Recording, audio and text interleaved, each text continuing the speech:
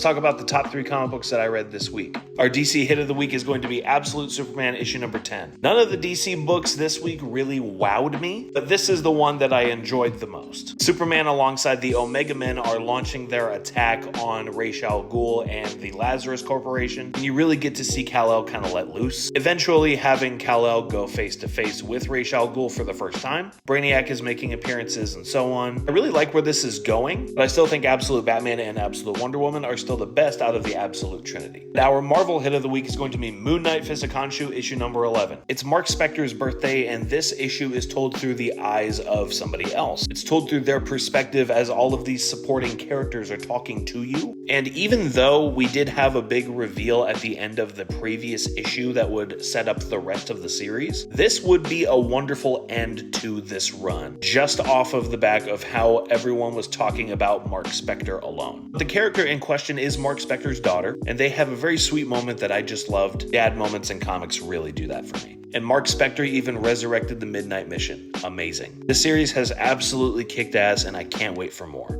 And for our indie hit of the week, it's going to be World Tree issue number 16. James Tynion IV is delivering yet another absolute horror banger, and this series is no exception. Ellison has gone underground in this story arc, meeting up with some of the other survivors after the end of the world due to the rise of the Undernet. Now, I don't want to give any more of this issue away because it'll just spoil the complete end of this story arc, which is what this issue is doing. But there is a twist at the very last page that just got me. And I know that there's going to be a big delay between this issue and the next arc, but this series is amazing and you have to be reading it if you are a horror fan, if you like cyber horror, if you like dystopian futures, or if you just want something that's making a commentary just on how soaked into our devices we are. And ironically, I'm talking to you through this platform that you are watching me on now. It's just the whole thing. But I think James Tynion is really hitting on something interesting here. With the internet gone and a whole generation of kids being raised without it, they're discovering what is now lost media to them, and they still find a way to make that a big part of their everyday lives. And I think that that is very interesting. If everything went away today, the stuff that we do still have would still permeate into other generations going forward and be almost a part of like our world's